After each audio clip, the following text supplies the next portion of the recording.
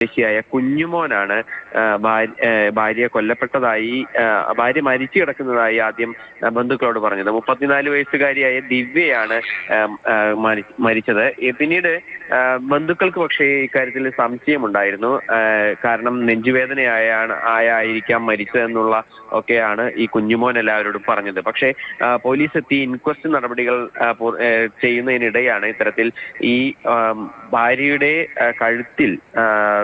കഴുത്തിലും അതുപോലെ തന്നെ ശരീരത്തിലും പാടുകൾ കണ്ടെത്തിയത്. തുടർന്ന് ശ്വാസം മുട്ടിച്ച് കൊലപ്പെടുത്തിയതാണ് എന്ന ഒരു സംശയം പോലീസിനുണ്ടായി. തുടർന്ന് കുഞ്ഞുമോനെ വിശദമായി ചോദ്യം ചെയ്തപ്പോഴാണ് ഈ മരണവിവരം, അതായത് ഇത് കൊലപാതകമാണ് എന്നുള്ളൊരു വിവരം പുറത്തു വരുന്നത്.